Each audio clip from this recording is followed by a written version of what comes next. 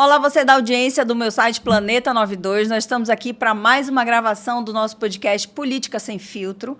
Vocês sabem, eu já expliquei para vocês que esse mês de agosto eu estou fazendo um especial assim com mulheres que têm uma representatividade muito grande na nossa sociedade. E hoje eu tenho o prazer de receber aqui a doutora Grace Benayon. Ela que é advogada com experiência de mais de 30 anos, veio bater um papo com a gente aqui, falar um pouco da sua trajetória. Doutora, muito obrigada pela sua presença. Eu estou muito feliz em ter a senhora aqui, e eu queria que a senhora conversasse um pouco com a gente, assim, sobre a sua trajetória, seus objetivos na área jurídica. Obrigada por ter vindo. Bom, primeiro dizer que eu é que agradeço a oportunidade de estar aqui ao seu lado, ainda mais agora que você está dando ênfase para a representatividade feminina. Eu fico muito feliz de integrar esse timaço de mulheres que você recebe aqui no seu podcast. Agradeço muito. Eu queria que a senhora começasse falando um pouquinho sobre a sua trajetória. A senhora que tem mais de 30 anos aí na área jurídica. Como é que a senhora começou? Gente, eu entrei muito jovem na faculdade, né, e concluí o meu curso de Direito em 1991, e eu olho para trás, fico muito feliz de perceber que a minha trajetória, né, me trouxe até aqui. Então, eu comecei muito jovem, venho de uma família de advogados, me preparei para ser médica, auxiliava a minha mãe nas cirurgias durante um ano. Mas quando eu fui aprovada na medicina, né, que eu dei o resultado para o meu pai, ele me desafiou, falando: você não tem capacidade, né, condição, carapitência para ser advogada, vai ser médica. E aí aquilo mexeu muito comigo, sabe? E aí eu falei: eu vou mostrar para ele que eu posso, que eu consigo, que eu sou capaz. E aí, graças a Deus, ele me motivou, me incentivou, me inspirou. Sou de uma família de advogados, de todo o mundo jurídico. Meu irmão é advogado, minhas irmãs são advogadas, eu tenho tios e tias operadores do direito, advogados, primos e primas. Portanto, eu vejo a importância dessa profissão que efetivamente transforma, muda a vida das pessoas e garante o direito e a dignidade. Eu comecei a minha trajetória na Câmara Municipal como advogada, na Procuradoria Jurídica. Fui procuradora da Câmara Municipal, ocupei todos os espaços até chegar à diretoria-geral. E ali fui para outros rumos, mas sempre mantive o meu escritório jurídico. Então, mesmo naquela altura, eu montei o primeiro escritório jurídico, 24 horas, com um plantão jurídico. Naquela época, acho que muitos jovens não vão saber sobre o que eu estou falando, sim, mas era a época da datilografia e do MOB. Então, nós tínhamos um aparelho que mandava as mensagens. A gente tem que explicar, doutora, como é que funcionava antes. As pessoas não têm muita noção de como era mais difícil, né? É verdade. E aí eu tive, assim, uma alegria enorme de ter dirigido a Escola Superior da Advocacia exatamente no momento em que os processos deixavam de ser físicos para serem virtuais. Então, os advogados iam abandonar as canetas para usarem os computadores, abandonar as máquinas de datilografia para usarem os computadores, deixarem a caneta para usarem token. E eu fui a pessoa responsável pela capacitação, pelo treinamento, pela inclusão dos advogados nesse mundo digital, de mãos dadas com o Tribunal de Justiça do Estado do Amazonas, com os TREs, com absolutamente todos os tribunais, com as equipes técnicas, ensinando os advogados a viverem esse novo momento. E eu fico muito feliz, porque naquela altura eu fiz contato com absolutamente todos os outros estados brasileiros, uma parceria com a Escola Superior da Advocacia de São Paulo. Então, nós éramos absolutamente à frente, né, de outras escolas em outros estados, e ali nós trabalhamos essa inclusão da advocacia. E também acho que eu vou apontar como um dos momentos mais marcantes da minha trajetória foi quando surgiu a vaga do quinto. Eu me candidatei, fui a mulher mais votada. Que ano isso, doutora? 2018, 2019, sim, foi quando foi eleito o nosso último desembargador que representa muito bem a advocacia no tribunal, que a gente tem orgulho de ter essa vaga, essa representatividade da advocacia nos tribunais, porque isso oxigena, né, e cumpre, por óbvio, né, a legislação que consta na Constituição. Sim. E é maravilhoso a gente perceber o quanto os nossos representantes nos tribunais fazem a diferença. Eu faço um registro aqui, peço licença para você, de enaltecer e fazer um justo reconhecimento para o desembargador Chalub, um advogado renomado, um advogado que eu tive a alegria de votar quando foi escolhido para ocupar essa cadeira no 5º Constitucional, um advogado que honrou a advocacia na medida em que a primeira atitude que ele tomou ao assumir como desembargador foi arrancar a porta do seu gabinete para dizer: as portas estão abertas, a advocacia vai ter livre acesso. Ali ele mostrou o compromisso com a advocacia, a sua responsabilidade com o que ele estava fazendo ali, representando a nossa classe. Teve uma trajetória assim irretocável, admirável, mas eu quero fazer um registro, porque claro. Eu tive a honra de ser a vice-presidente da Ordem dos Advogados, mas também, principalmente, de assumir como presidente... A senhora foi a única mulher, né, que até agora assumiu como presidente da OAB Amazonas? Exatamente. Como foi esse período, assim? Olha, foi no auge da pandemia. É um momento sem precedentes na história da humanidade. Então, foi um momento assim muito único, onde nós tivemos muitas frentes para atuar.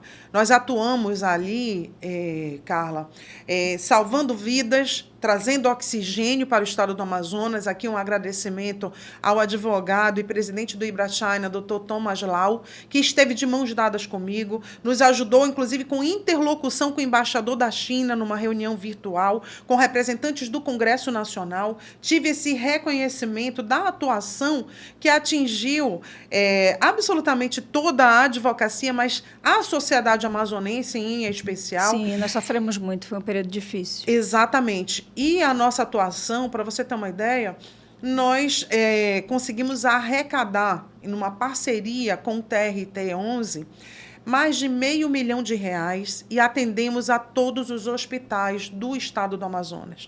Nós contactamos os hospitais para saber o que realmente você precisa com emergência, com urgência neste momento. E aí eles passaram as listas, nós providenciamos, eu estive em todos os hospitais para fazer as entregas, gravar vídeo, fazer o contato com a diretoria dos hospitais, para saber em que mais nós poderíamos ajudar. Fizemos também todo o suporte necessário para aqueles amazonenses que foram para outros estados, né? E os familiares foram para os outros estados, então, em contato com a Ordem dos Advogados a nível nacional e todos os demais presidentes, porque eu era a única mulher presidente. Sim. E todos os outros presidentes foram maravilhosos, nos atenderam em absolutamente tudo, nos auxiliaram, nos ajudaram, recepcionaram essas famílias em outros estados, deram o suporte necessário para que eles pudessem acompanhar os seus entes queridos. Nós tivemos problemas, inclusive, aqueles que ficaram curados de Covid, não estavam sendo impedidos de voltar. Então, teve um episódio no Pará, que os amazonenses que estavam vinham com a plaquinha, não sei se você se recorda, vinham com uma placa, curado do Covid. Sim. E aí, quando ele foi embarcar, o comandante impediu ele de embarcar, falou assim: no meu avião não vai. Porque ninguém sabia se era transmissível, se não era transmissível, enfim. Na época, a gente não tinha informação de quase nada. A gente estava jogando no escuro, né? Exatamente. Mas eu contactei o presidente da Ordem dos Advogados de lá e ele imediatamente tomou as providências e o passageiro veio e embarcou. Mas também, olha, com liberação dos corpos daqueles que faleceram, nós fizemos um memorial da advocacia com todos os advogados que morreram de Covid, mas nós demos assistência para os nossos colegas advogados, não apenas na área da saúde, mas principalmente na sua advocacia. Eu vou destacar alguns exemplos. Eu tinha colegas, por exemplo, de um grande escritório local, que ele é o advogado, o pai e 3 filhos e 5 outros advogados. Todos estavam hospitalizados, acometidos de Covid. Eu fiz a interlocução com o tribunal, aliás, com todos os tribunais que fizeram sessão especial para atender a advocacia. E aqui meu agradecimento e justo reconhecimento com compromisso com a advocacia amazonense. E ali...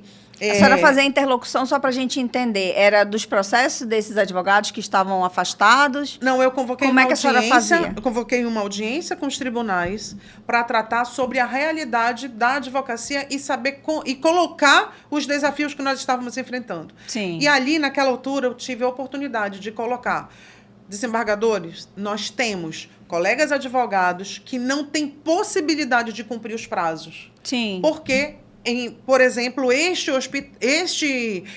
escritório estavam todos os membros desse escritório hospitalizados. Portanto, é impossível acompanhar os prazos. Uhum. Em razão até dos abalos emocionais, né? Tinham 2 que já haviam saído do hospital, mas estavam com os pais, com as esposas. Enfim, não tinham condição de cumprir os prazos. Entendi. Mas eu também tinha advogados que precisavam cumprir os prazos. Porque, sem isso, eles não teriam condição de receber os seus honorários e pagar as consultas médicas para suas familiares e filhos, né? Sim. Então, os tribunais foram extremamente sensíveis para entender, foram montadas comissões, né, para entender, para atender a advocacia. Então, essa interlocução entre a advocacia e os tribunais foi imprescindível para atender as demandas. Entendi. Mas, além disso, nós fizemos também a interlocução com a SUFRAMA, todos os CEOs do Distrito Industrial e a advocacia, colocando à disposição nossos especialistas das nossas comissões. Naquela altura, nós tínhamos 90 comissões em funcionamento. Comissões são advogados especialistas em diversas áreas, e ali nós conseguimos ajudar de várias maneiras os colegas advogados e advogadas, mas também a sociedade. E eu quero destacar um ponto que eu acho que foi imprescindível para a gente fazer a retomada, mas deixando claro que nós atuamos em todas as áreas. Inclusive, naqueles episódios que os médicos, que os diretores de hospitais precisavam, então nós tínhamos comissão de direito médico, ali eu reuni todos os presidentes de conselhos regionais, então, de biologia, de farmácia, de medicina, né? Então, a advocacia, a Ordem dos Advogados, ela fez uma interlocução. Ela atuou em várias frentes, então. Em várias frentes. Mas eu acho que um dos pontos que realmente foi importantíssimo foi quando nós reunimos Fé Comércio, a ACA, a Abrazel, enfim, todas as instituições, né, com os órgãos de controle e os representantes do governo do estado do Amazonas, para fazer uma interlocução garantindo a retomada das atividades. Porque os CNPJs também estavam morrendo, desaparecendo, e as pessoas iam ficar sem postos, sem condições de retomar para suas atividades. Sim. Portanto, é imprescindível que a gente entenda a importância de uma instituição como a Ordem dos Advogados do Brasil, e eu fico muito feliz, muito agradecida a Deus pela oportunidade de servir os meus colegas advogados e advogadas neste momento que foi crucial, que foi muito importante, que salvou vidas, que impactou vidas, que nós conseguimos atender efetivamente, inclusive garantindo as prerrogativas dos advogados, garantindo o atendimento, garantindo a advocacia como um papel essencial que o governador entendeu e determinou que nós tínhamos efetivamente esse papel como uma atividade profissional relevante e necessária naquele momento. Nossa, a gente não tem noção da abrangência da atuação da OAB nesse período tão delicado que foi o período da Covid. Eu lhe agradeço, inclusive, por trazer aqui esse conhecimento todo, porque foi um momento tão delicado para todo mundo, né? No mundo inteiro, mas nós aqui de Manaus sofremos de uma maneira muito drástica. E eu não sabia nem de metade dessa atuação da OAB. Parabéns. É verdade, mas eu fiquei tão feliz, porque, assim, para você ter uma ideia, com o apoio do nosso presidente Beto Simonetti, que era o secretário-geral, eu tive a oportunidade de ir para Brasília, participar de uma sustentação oral para garantir que a nossa anuidade da advocacia amazonense fosse reduzida. Então, a única anuidade que foi reduzida com a chancela aprovada pelo Conselho Federal, com o apoio do nosso secretário-geral e hoje presidente da OAB Nacional, foi a OAB do Estado do Amazonas, e eu estava lá. E fico muito mais feliz vamos falar de representatividade feminina, porque foi exatamente o período em que nós conseguimos mobilizar todas as mulheres conselheiras federais, 19 vice-presidentes, todas as mulheres do sistema OAB, para que nós pudéssemos garantir a paridade. E hoje, 50% de todos os cargos da Ordem dos advogados, do sistema OAB é ocupado por mulheres em razão dessa mobilização. Portanto, eu agradeço imensamente a oportunidade de ter servido a nossa ordem, a nossa classe, os nossos advogados, mas principalmente ter mostrado a importância e a relevância da representatividade feminina. Que maravilha, uma aula. Doutora, olha, eu quero também aqui dizer que eu estou especialmente feliz porque nós somos colegas agebianas. Para quem não sabe, a AGEB é a Associação de Jornalistas e Escritoras do Brasil, e nós aqui, eu e a doutora Grace, somos colegas agebianas. Eu queria que a senhora falasse um pouquinho sobre essa sua veia, assim, escritora. Eu estou sabendo que a senhora vai lançar um livro também, autoral. A senhora pode falar um pouquinho para a gente sobre isso? Eu posso, e eu quero dizer que é uma honra para mim fazer parte dessa instituição. Para mim também. Tão renomada, está ao seu lado, ao lado de mulheres que fazem assim tanta diferença, que são jornalistas, que são escritoras, que têm um papel muito importante na sociedade, né? E realmente isso me motivou muito, porque eu sempre tive essa vontade de lançar meu livro, já tinha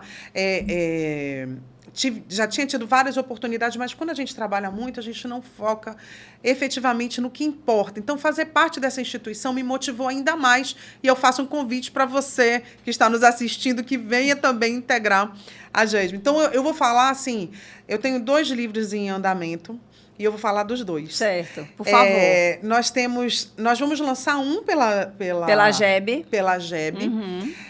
Que é uma obra coletiva, né? Sim. Onde nós já escrevemos, já lançamos, A senhora fez a sua carta para quem? Vamos explicar um pouquinho. Eu fiz essa carta para o meu pai, Wilson Gomes Benayon, um advogado que foi o responsável pela implantação aqui, participou da implantação da Polícia Civil do Estado do Amazonas, foi um dos primeiros, né, a participar da Academia de Polícia em São Paulo, de montar aquele time, de estar ali, presidente de escola de samba, pegou um bloco popular e montou uma escola de samba, mas com o objetivo de atender a comunidade. Então, assim, eu cresci nesse meio, onde o meu pai cuidava da comunidade da Cachoeirinha, e aquilo me ensinou muito, me ensinou a me importar com o próximo, me ensinou a entender que é uma tolice quem pensa que classe social, que posições sociais fazem a diferença entre pessoas, e não é. Então, ele me ensinou a respeitar as pessoas como elas são, independente, sabe, do ter, mas entendendo que o ser é mais importante do que o ter. Então, eu tenho muita admiração pelo meu pai e pela minha mãe. E a sua carta foi direcionada a ele. Vamos explicar o que é essa coletânea, a ele. Para as pessoas entenderem do que a gente está falando, doutor. Explica sobre o projeto da AGEB. Essa obra coletiva que a gente vai fazer. Essa obra coletiva é uma obra que cada uma, né, pode escrever, vai mandar uma carta para alguém, que pode ser para uma cidade, pode ser, enfim. É uma carta que vai marcar a sua história, né? Sim. E eu fiz uma carta de agradecimento ao meu pai, em razão de toda a sua trajetória. Foi vereador, é uma pessoa admirável, e eu fiz a minha carta para ele. Mas, respondendo a sua pergunta, eu tenho um outro livro. Sim. Que eu também sou presidente de uma organização de mulheres de negócios e profissionais, chamada BPW, Business and Professional Women. É uma organização de mulheres a nível internacional, que tem assento consultivo na ONU, na Unesco, na OIT, na Unicef. Eu estive na ONU em março, e ali tive a oportunidade de falar sobre a nossa realidade. Participei do maior encontro de lideranças femininas do mundo. E ali tive a oportunidade de perguntar: quem aqui efetivamente conhece a Amazônia, já esteve no Amazonas, conhece as mulheres, a história das mulheres e das pessoas que vivem naquela região? E, por óbvio, nenhuma conhecia. Então, eu tive ali o entendimento do que é o lugar de fala. Porque nós estávamos diante de mulheres do mundo inteiro, lideranças femininas do mundo inteiro, e poder levar o Amazonas, a nossa história, a história das mulheres que são ribeirinhas, mulheres indígenas, mulheres CEOs do Distrito Industrial, mulheres capacitadas, mulheres renomadas, mulheres que têm uma capacidade técnica impressionante, mulheres absolutamente admiráveis na justiça, que fazem a diferença, que fazem justiça. Olha, nessa época da pandemia, o Tribunal Regional do Trabalho era liderado por 3 mulheres admiráveis, 3 desembargadoras incríveis. E a gente percebe o valor das mulheres nas instituições.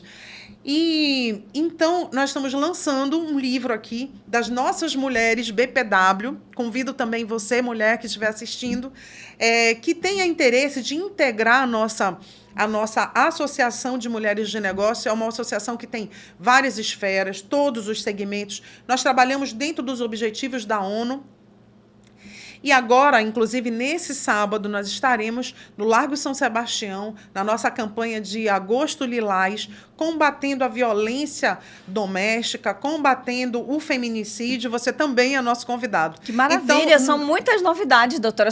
Eu vou ter que gravar outro podcast com a senhora. Ai, meu Deus. Mas assim, aí então nós teremos esse livro, um livro também coletivo, onde cada uma das nossas associadas vai falar sobre a sua história, a sua trajetória, para que as pessoas saibam quem é uma mulher BPW e o que ela faz. Tem alguma previsão de lançamento para esse livro? Vai ser em novembro o lançamento desse livro e, portanto, ainda dá tempo de você participar, sabendo que a Academia de Líderes, que é, inclusive, chancelada pela USP, é quem está dando todo o suporte e o acompanhamento deste lançamento deste livro. Entendi, né? Que maravilha. Eu tenho um livro que ainda não está concluído, mas é uma obra para falar sobre os nichos de mercado para a advocacia, falar sobre a desjudicialização. É muito importante, gente, as pessoas entenderem, e a advocacia, mas também a sociedade, a importância de você saber que existe possibilidade de você resolver os seus problemas, né? Sem precisar necessariamente judicializar. Quer dizer, eu vou entrar com um processo para resolver um inventário.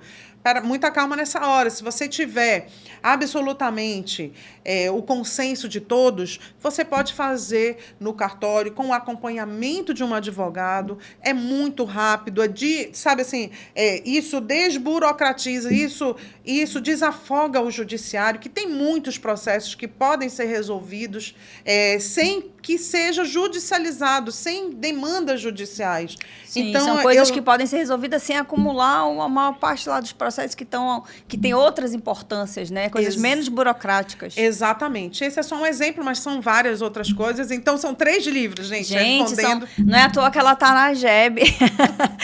Jornalistas e escritoras do Amazonas. E me orgulha muito também de fazer parte da JEB. Eu tenho muito carinho, são mulheres maravilhosas.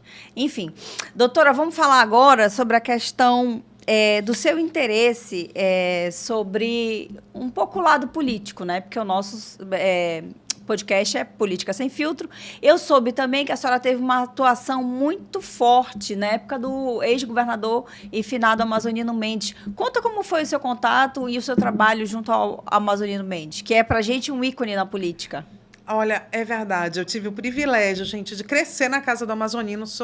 Assim, a minha melhor amiga é a Lívia Mendes, que é filha do Amazonino. E nós moramos juntas fora, né? E é maravilhoso a gente olhar para trás e entender toda a importância desse cenário, de ter um estadista conduzindo o nosso Estado, que realmente impactou de uma maneira muito forte. Eu tive esse privilégio de estar com ele. Eu tive um privilégio ainda maior, porque ele enxergou em mim essa capacidade política, no momento em que ele me convidou para ser a presidente do PTB Mulher. E eu falava assim, mas como assim eu já sou a presidente? Foi exatamente no momento que eu havia assumido, tinha sido convidada pelo Sebrae para assumir a BPW na época, e tinha organizado uma conferência internacional que aconteceu no Hotel Tropical, naquela altura, com mulheres do mundo inteiro. E aí, fiz um evento da Bolsa de Valores, a Amazônia falou assim, Grace, você tem que ser a presidente do PTB Mulher. E foi a minha primeira... Eu falei, olha, eu nunca fui candidata nem a síndica. Aí eu falava, tio, eu não fui candidata nem a síndica. Ele falou, não, mas você vai. E ali eu tive esse desafio, tive essa minha primeira experiência de mobilização de mulheres. Foi algo realmente que marcou a minha vida, porque assim, eu venho de uma história onde eu sempre quis mostrar a capacidade das mulheres. Independente de qualquer coisa, eu achava assim, as mulheres têm capacidade de executar as mesmas atividades, as mesmas tarefas, ocupar os mesmos espaços que os homens. Eu venho de uma profissão que era eminentemente masculina. Sim. Né? O mundo jurídico era assim, eu olhava assim, a primeira vez que eu entrei numa delegacia, assoviaram para mim. E aí eu mostrei minha carteira e fiz o meu trabalho, sempre respeitosamente, sempre me posicionando. Sim. Mas é um cenário. E ali eu sou uma pessoa também movida a desafios, aí me desafiou aí que eu quero fazer mesmo.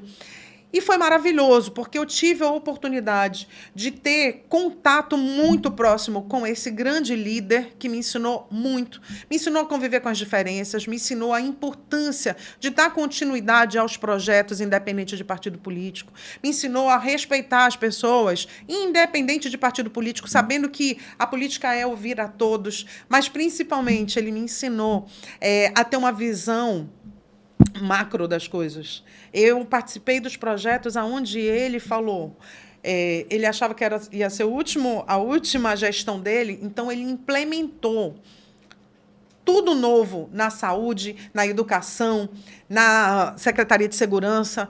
E eu tive a oportunidade de estar na Secretaria de Segurança como diretora jurídica e escrever alguns projetos, inclusive esse, que reformulou os distritos policiais. Então, quando você reformula os distritos policiais, eu trouxe a minha experiência quando eu entrei pela primeira vez no distrito policial, que assoviaram para mim que só tinham homens atendendo, e ali a gente teve a oportunidade de escrever um projeto onde, desde a desapropriação dos lugares onde foram instalados as delegacias de polícia, eu estava participando desses projetos, né? E ali construindo um projeto onde fosse mais humanizado, onde as pessoas tivessem coragem de entrar nos distritos policiais. Então, eles deixaram de ser escuros para serem claros, para serem coloridos, para terem acadêmicos de direito fazendo o primeiro atendimento, para que o registro fosse perfeito. Então, eu trouxe a minha experiência de vida, né, para um projeto que foi assim muito inovador. Mas ali ele trouxe muito mais. Ele trouxe as manduquinhas, que naquela época eram todas... Ele instalou CIS, CIOP e SICOM. Era o que tinha de melhor na tecnologia aérea israelense. E ali eles acompanhavam todas as viaturas em tempo real. Naquela época, ele sempre teve muita visão. Ele, de fato, era um estadista. E estadista, alguém assim... Nossa, que eu tenho muita alegria de ter convivido, de ter impactado. Isso é só um exemplo, mas ele também... em toda a sua trajetória, que foi prefeito 3 vezes, foi governador 3 vezes, foi senador da República... alguém, assim, sabe, eu tenho tantas histórias que eu sei que o tempo é curto, não dá pra contar. Podia fazer outro livro também sobre essa sua convivência na política. É verdade, já tem uma ideia aqui. Mas, assim, sabe, quando eu vejo que eu tive a oportunidade de estar ali, mobilizando na eleição dele, quando ele veio com todas as amarelinhas, as mulheres de camisa amarela, que também foi uma coisa que eu trouxe, porque a cor da BPW é amarelo. Então, eu fiz e a abelhinha, que era a marca registrada dele. E aí, nós fizemos uma mobilização, coordenando as mulheres da campanha dele, né? E foi maravilhoso. Eu não estava na última, assim, à frente, como eu estive nessa anterior, quando ele ganhou. E foi maravilhoso poder conviver com alguém que realmente teve uma vida inteira dedicada para a política, dedicada para a vida da sociedade. Ele queria que o estado do Amazonas fosse grande referência. E aí, mano, a gente tem o EA, tem o Bombódromo, ele foi homenageado a nível internacional na Espanha, ganhou prêmios internacionais que ele nunca divulgou, pela Vila Olímpica, por ter investido nos atletas, por ter feito a Orquestra Sinfônica, por ter trazido os melhores do mundo inteiro. Festival Amazonas de Ópera. Festival Amazonas de Ópera, de jazz.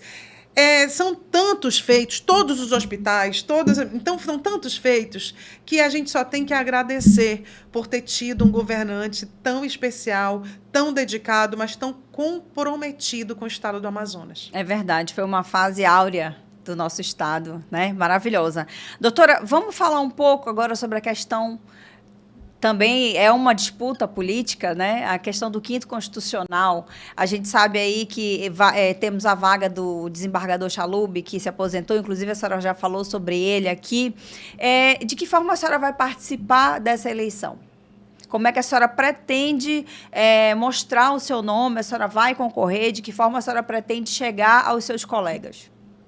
Olha, eu realmente vou colocar o meu nome à disposição dos nossos colegas.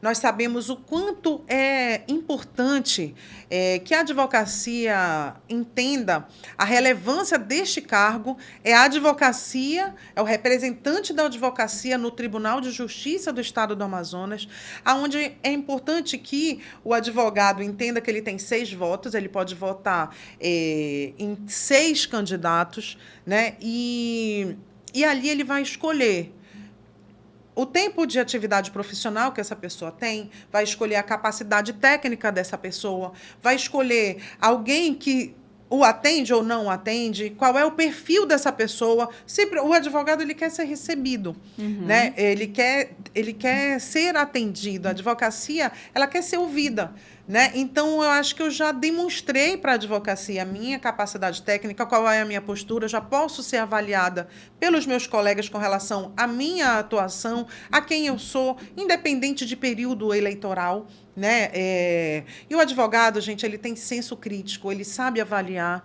Então, eu entendo que eu, assim como os outros valorosos colegas advogados e advogadas certamente vão disputar essa eleição, eu também me coloco como uma dessas pessoas que se sente apta a representar a advocacia no tribunal. Mas eu não posso deixar de fazer um registro do desembargador Chalub. Eu, na presidência da Ordem, nós tínhamos um programa chamado Rádio OAB Amazonas. Então, antes mesmo da presidência, quando eu era vice-presidente, comecei apresentando com o nosso presidente, que na época era o Choi, e a gente apresentava esse programa, Rádio OAB Amazonas. Um dia eu estava apresentando o programa e o convidado era o desembargador Chalub. Certo. E aí ele me diz, Grace, dá o meu telefone no ar. Aí o desembargador, mas é um programa de rádio, ao vivo e tal. Ele, pode dar o meu telefone no ar. Gente, o desembargador, ele é tão comprometido com a sociedade que ele me autorizou aqui a passar o número do celular dele aqui no ar, ao vivo. E aí eu passei o telefone dele, a entrevista foi espetacular.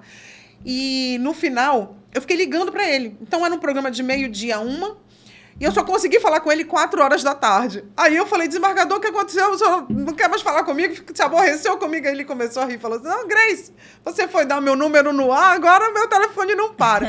Então, tudo isso para dizer que é uma grande honra ter tido alguém tão diferenciado, tão dedicado e que representou a advocacia de uma maneira muito diferenciada no Tribunal de Justiça do Estado do Amazonas. E eu me coloco, sim, à disposição da nossa classe, concorrendo como uma candidata que se sente, assim, na condição de dar continuidade a esse grande legado que o desembargador Chalub deixa no Tribunal de Justiça do Estado do Amazonas. Bom, eu só tenho a agradecer o seu tempo, a sua disponibilidade, né? Dizer que é uma honra para mim ter uma mulher com tantas qualidades, tão atuante, tanto na política como na área jurídica aqui no nosso estado. Eu realmente estou muito feliz com a sua presença aqui e lhe desejar sorte. Dizer que eu desejo que realmente tudo de melhor aconteça, tanto nessa eleição como no lançamento dos seus livros, e colocar o nosso site à sua disposição. Muito obrigada. Bom, eu é que agradeço a oportunidade de estar aqui, de me apresentar melhor e de conviver com pessoas tão diferenciadas como você, todas as nossas agebianas, todas as nossas mulheres BPW, com toda a advocacia do Estado do Amazonas. Dizer, gente, muito obrigada. E estimulando sempre as mulheres a participarem. Nós trabalhamos questões da educação financeira, as questões da saúde, as questões de mobilização, de combate à violência contra a mulher, todas as esferas, todos os segmentos, a sustentabilidade, a tecnologia. Na era da inteligência artificial, é imprescindível que todas nós, mulheres, estejamos atentas a essas mudanças da atualidade. Convido vocês a estarem conosco. Muito obrigada. Doutora, eu não vou deixar seu número aqui não, mas eu vou deixar o arroba do seu Instagram, viu, gente? Vamos colocar o arroba da doutora Grace Benayon, vamos seguir e estamos todas as mulheres juntas, viu, doutora? Muito obrigada. Eu quero agradecer a minha audiência e dizer a você que na próxima semana nós teremos outra mulher entrevistada, então a gente espera você, continua conosco.